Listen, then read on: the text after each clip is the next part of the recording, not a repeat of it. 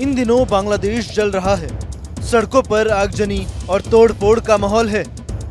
कई जगहों पर तनाव का माहौल बना हुआ है। झड़पें और विरोध प्रदर्शन की तस्वीरें कई हैं।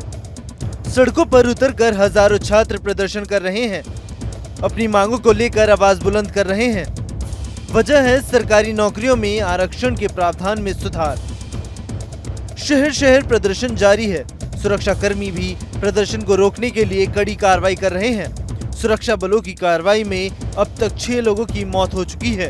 अपनी मांगों को लेकर छात्रों का प्रदर्शन अब सिर्फ प्रदर्शन नहीं रहा, बल्कि इस प्रदर्शन ने उग्र रूप ले लिया है। जगह जगह हिंसक झड़पों की खबरें। पुलिस बल के साथ प्रदर्शनकारियों की झड़प में भी कई लोग गंभीर रूप से घायल बताए जा रहे हैं। ऐसे में ढाका समेत पूरे बांग्लादेश के अलग अलग शहरों में सभी शिक्षण संस्थानों को बंद कर दिया गया है। पूरे बांग्लादेश में हालात इतने बिगड़ गए हैं कि अब देश भर में बंद का ऐलान किया गया है, जिसमें सिर्फ आपातकाल सेवाओं को ही छूट दी गई है।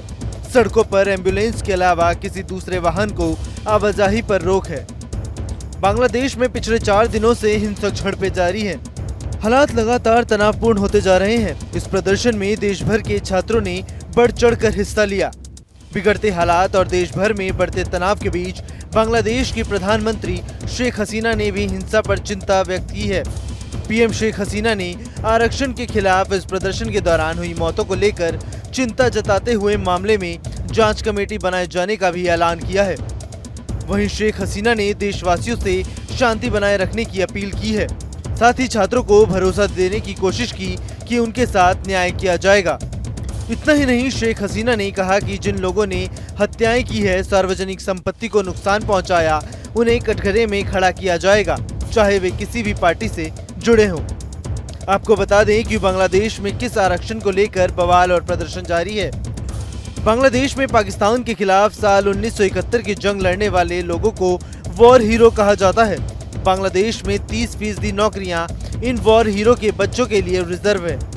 इसी रिजर्वेशन के खिलाफ छात्रों का गुस्सा भड़का हुआ है।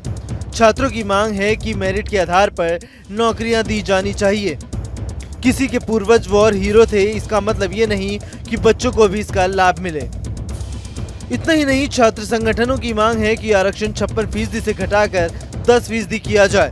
आरक्षित सीटों से योग्य उम्मीदवार नहीं मिलता तो कोई भर्ती मेरिट लिस्ट से की जाए। सभी के लिए एक समान परीक्षा हो, सभी उम्मीदवारों के लिए उम्र समान हो, कोई भी उम्मीदवार एक बार से ज्यादा आरक्षण का इस्तेमाल न करे। हालांकि पीएम शेख हसीना ने मामले पर विचार करने और छात्रों को न्याय देने का आश्वासन दिया है, लेकिन देश भर में हालात अभी तनावपूर्ण बने हुए हैं। अब देखना होगा कि आखिरकार कब इस उग्र प्रदर्शन पर विराम लगता है। न्यूज नेशन अब व्हाट्सएप पर खबरों के ताजा अपडेट के लिए न्यूज नेशन के इस QR कोड को स्कैन करें।